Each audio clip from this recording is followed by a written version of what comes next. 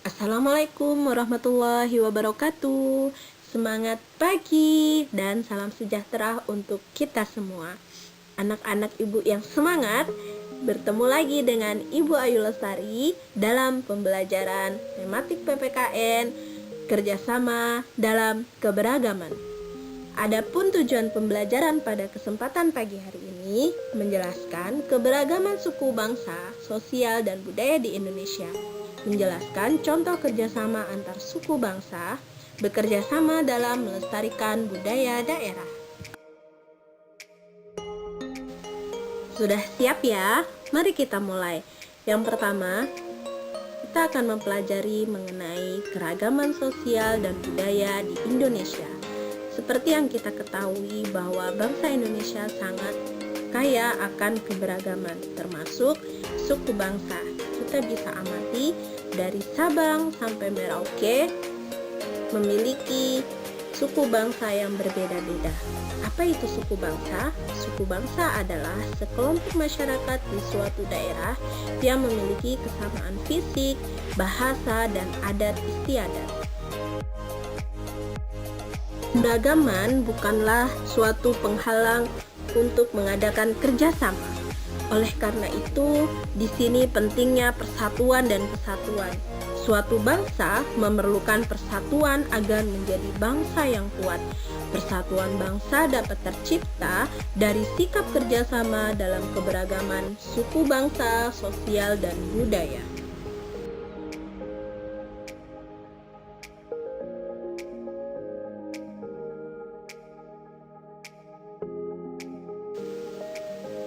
Lalu, sikap yang bagaimana yang dapat kita terapkan dalam kehidupan sehari-hari untuk menjaga persatuan dan kesatuan bangsa? Yang pertama, menghormati teman yang beribadah. Yang kedua, tidak membeda-bedakan teman yang berbeda suku. Yang ketiga, menghormati teman yang sedang menyampaikan pendapat. Yang keempat, menghormati keragaman budaya lain. Dan yang kelima, meminta maaf jika melakukan kesalahan.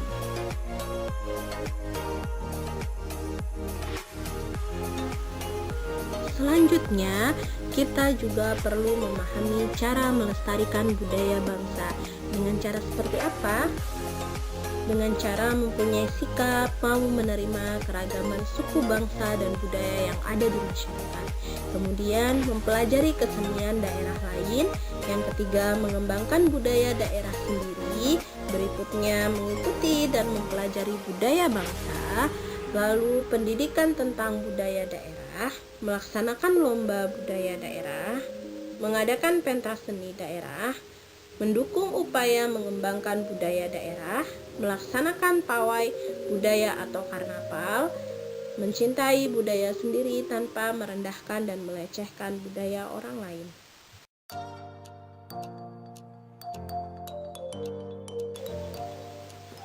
Ketika budaya bangsa telah mampu dilestarikan, maka penting bagi kita untuk mengenal keragaman budaya masyarakat Indonesia.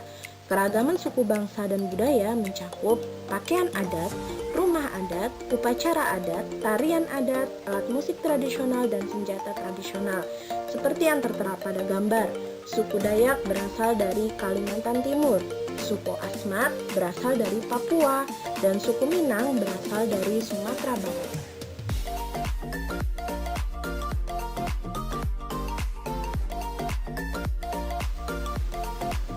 Setelah memahami keragaman budaya masyarakat Indonesia, penting bagi kita untuk mengetahui kerjasama dalam keberagaman suku bangsa. Apa itu kerjasama? Kerjasama merupakan kegiatan yang disepakati bersama untuk mencapai suatu tujuan. Biasanya, kerjasama diterapkan di lingkungan rumah, di lingkungan sekolah, dan di lingkungan masyarakat.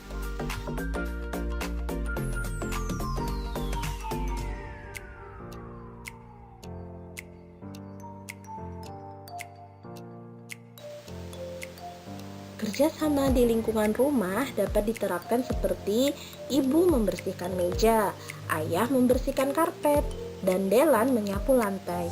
Adapun contoh lain kerjasama di lingkungan rumah, menjaga adik saat ibu sedang memasak, membantu ibu membuang sampah, membantu ayah membersihkan rumput di halaman. Mudah kan untuk diterapkan?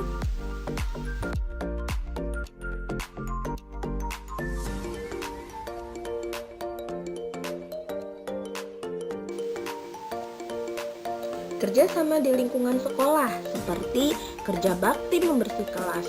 Hasilnya, kelas mendapat juara 1 pada lomba kebersihan. Adapun contoh lain kerja sama di lingkungan sekolah, selain piket kelas, kerja sama kelompok, dan menjenguk teman yang sakit.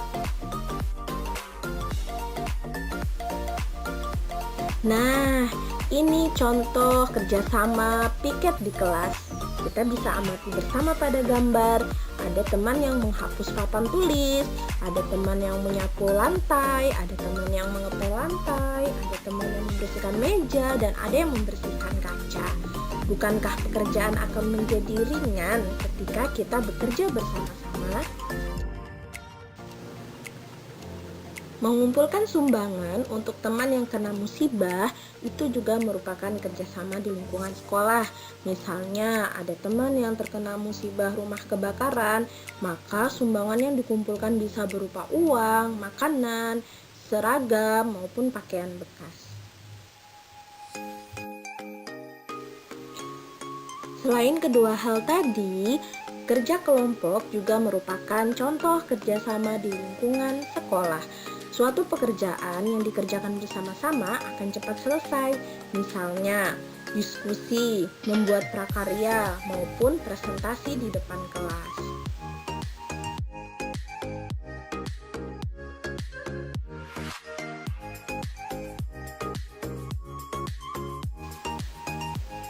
Bagaimana? Sudah paham kan contoh kerjasama di lingkungan sekolah?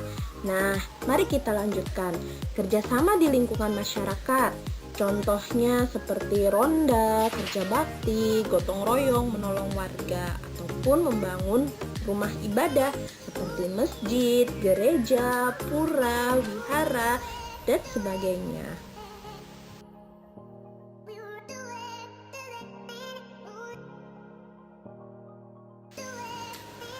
Nah, berikut kerjasama di lingkungan masyarakat. Penjabarannya seperti ronda. Ronda itu bertujuan untuk menjaga keamanan di lingkungan sekitar. Warga bergiliran ronda untuk memberi perlindungan dan pengamanan bagi warga.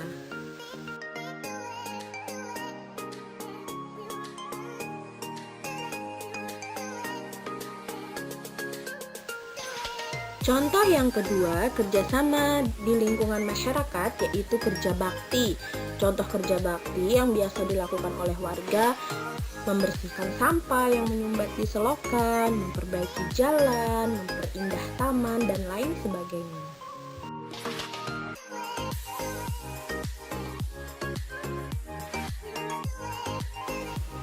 Contoh yang ketiga, gotong royong menolong warga yang mengalami musibah, memberikan bantuan berupa makanan, tempat pengungsian, dan pakaian kepada warga.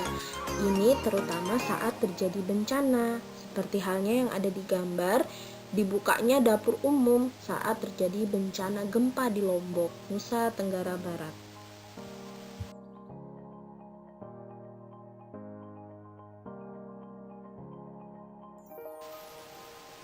Contoh kerjasama di lingkungan masyarakat yang keempat, seperti kerja bakti mempersiapkan hari kemerdekaan.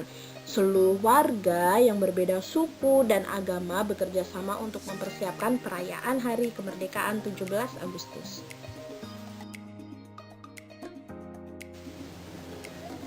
Contoh terakhir kerjasama di lingkungan masyarakat pada pembahasan kali ini seperti gotong royong melaksanakan festival budaya. Apa itu festival budaya? Festival budaya adalah acara yang menampilkan kebudayaan dari seluruh provinsi di Indonesia. Tentunya sangat dibutuhkan kerjasama di lingkungan masyarakat sehingga dapat terlaksananya acara ini.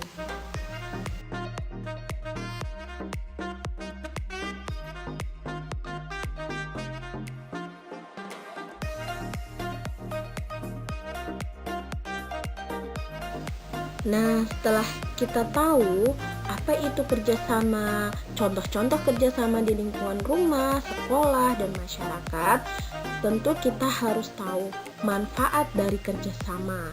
Nah, manfaat dari kerjasama itu meringankan pekerjaan, jelas, karena membuat pekerjaan itu menjadi cepat selesai.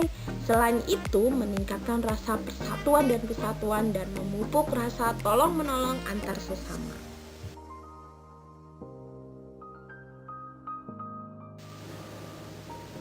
Seperti yang kita ketahui bersama bahwa bangsa Indonesia ini sangat memiliki banyak keragaman. Salah satunya permainan tradisional juga termasuk keragaman di Indonesia. Indonesia kaya akan keragaman permainan tradisional, misalnya seperti engklek, egrang, gasing, layang-layang, bentengan, dan ular naga. Memainkannya sangat seru sekali. Selain kita menjadi happy, menjadi bahagia, kita juga bisa mendapatkan manfaat untuk membuat tubuh kita semakin lincah untuk bergerak dan menggunakan tenaga kita semaksimal mungkin untuk menikmati permainan tersebut.